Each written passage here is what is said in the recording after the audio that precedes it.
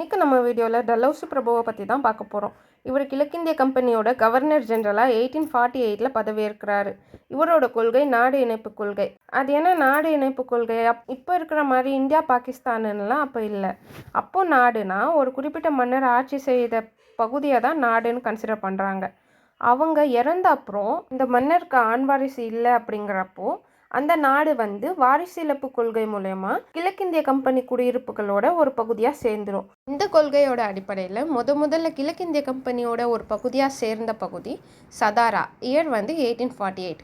இதே மாதிரி ஜான்சியை ஆண்டுட்டு இருந்த கங்காதர் ராவ் இறந்த அப்புறம் அவரோட தத்து பையன் வாரிசாக கருதப்பட மாட்டாங்க அப்படின்னு சொல்லிட்டு அந்த ஜான்சியை ஆக்கிரமிப்பு பண்ணும்போது அதோட ராணி, அதாச்சும் கங்காதர் ராவோட ஒய்ஃப் ராணி லக்ஷ்மிபாய் அதை எதிர்த்து போராடி இருப்பாங்க. அதனால தான் அவங்கள ஜான்சி ராணின்னு நம்ம சொல்வோம். இது டிஃப்ரெண்ட் ஸ்டோரி. இதை வேற ஒரு வீடியோவில் டீட்டெயிலாக எக்ஸ்பிளைன் பண்ணுறேன். இப்போதைக்கு டல்ஹௌசி என்னென்னலாம் ஸ்டார்ட் பண்ணியிருக்காருன்னு பார்க்கலாம்.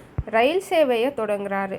மும்பையிலேருந்து தானேக்கு ஃபஸ்ட்டு ரயில் பாதை 1853 இவரோட பீரியடில் தான் போடுறாங்க. நெக்ஸ்ட்டு இவரால் தொடங்கப்படுற துறை தபால் துறை.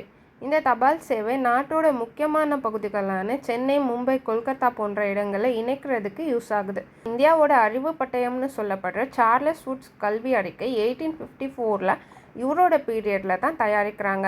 நெக்ஸ்ட்டு பொதுப்பணித்துறையை ஸ்டார்ட் பண்ணுறாரு. அப்படின்னா பப்ளிக் ஒர்க்ஸ் டிபார்ட்மெண்ட். இதில் மக்கள் பொதுவாக யூஸ் பண்ணுற சாலைகள், பாலங்கள், அப்புறம் நீர்ப்பாசன வசதிகள் இது எல்லாத்தையுமே எக்ஸ்டெண்ட் பண்ணுற ஒரு அமைப்பு தான் பப்ளிக் ஒர்க்ஸ் டிபார்ட்மெண்ட். இதெல்லாம் மட்டும் இல்லாமல் இவரோட பீரியடில் தொடங்கப்பட்ட முக்கியமான ஒரு சட்டம் விதவை மறுமண சட்டம்.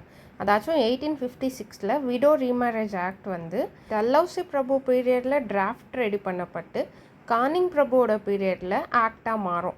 ஸோ டல்ஹௌசி பிரபுவை அவர் ஏற்படுத்தின சீர்திருத்தங்களுக்காகவும் மற்றும் அவர் அறிமுகப்படுத்தின சேவைகளுக்காகவும் அவரை ரயில் பாதை மற்றும் தந்தி துறைகளின் தந்தைனும் நவீன இந்தியாவை உருவாக்கியவர்னு சொல்கிறோம்.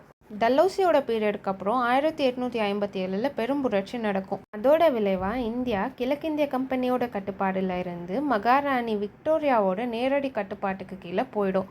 ஸோ கவர்னர் ஜெனரலுங்கிற பதவியை வைஸ்ராய்னு மாற்றுவாங்க. இந்தியாவோட கடைசி கவர்னர் ஜெனரல் டல்ஹௌசி பிரபு. இந்தியாவோட முதல் வைஸ்ராய் கானிங் பிரபு. இந்த வீடியோவை ஃபுல்லாக பார்த்ததுக்கு தேங்க்யூ. நெக்ஸ்ட் வீடியோவில் மீட் பண்ணலாம்.